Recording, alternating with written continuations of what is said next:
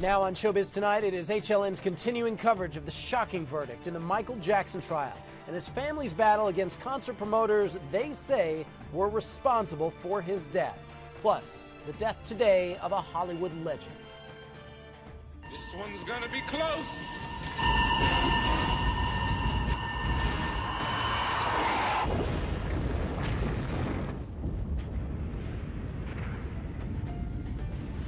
Tom Clancy gave us Hunt for Red October, Patriot Games, and dozens of other novels that became big screen hits. Now, Hollywood is mourning his death at 66 years old. Also this.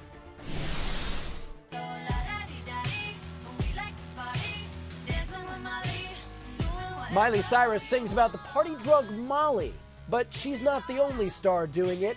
Is Miley's message dangerous? E's Laura Ling is right here to reveal her stunning investigation into the dark underworld of synthetic drugs.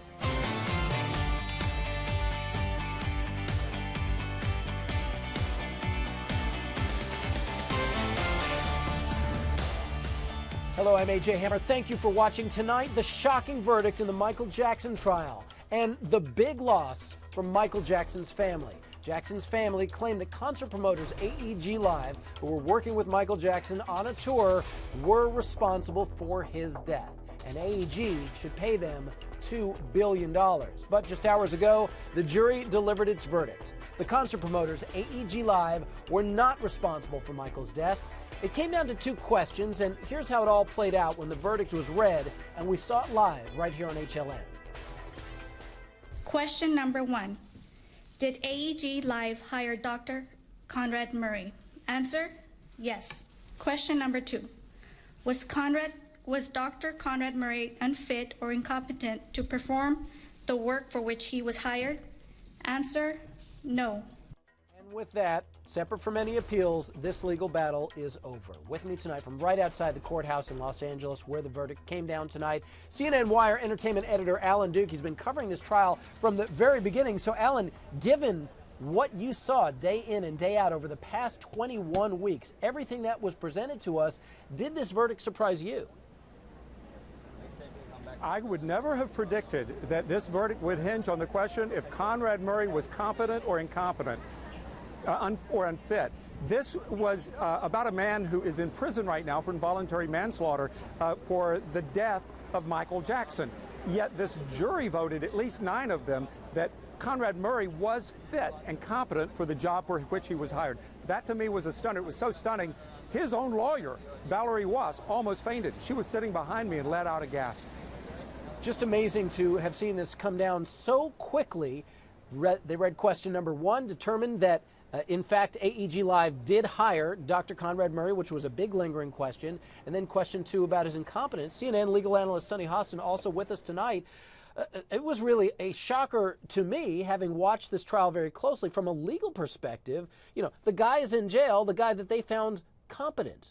Were you surprised? I wasn't surprised, because the way this case sort of shook out, AJ, was that a lot of the executives that were involved in this were released from the case. So the only question in front of the jury was AEG negligent in hiring Dr. Conrad Murray? Now, I thought perhaps the issue was going to be, did AEG hire Dr. Conrad Murray? Because so many people testified about Michael Jackson having this relationship with Dr. Murray and, you know, making it clear that he sort of handpicked this man. He handpicked this doctor. But in my view, once the jury found that AEG hired Dr. Murray, I didn't think that it was a crazy outcome for them to say, but he was actually fit and competent to perform the work for which he was hired. Because what was he really hired to do? He wasn't hired to give Michael Jackson propofol, right? He was hired to give Michael Jackson medical care, to make sure that he could perform, not to give him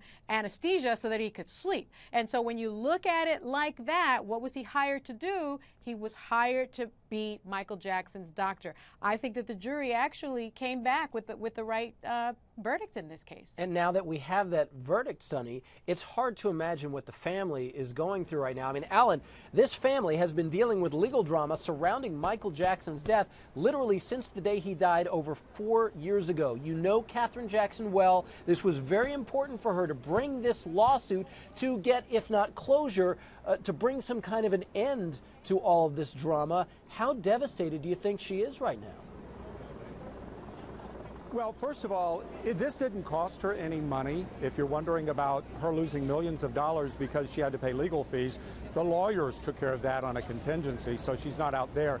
And she can at least say that her search for the truth yielded some gold for her. She was able to learn, and the world was able to hear firsthand a lot about how Michael Jackson died and his last months. If it's not about the money, then it's about the truth, then perhaps she feels that she got something out of this. By the way, she was so relaxed. She was playing word games on her iPad as she waited for the verdict to happen. Remarkable. What a day it is for the Jackson family. We'll have to see what happens with any appeals, if there are going to be any. But this is yet another monumental day in the history and legacy, if you will, of Michael. Sonny and Alan, thank you both so much.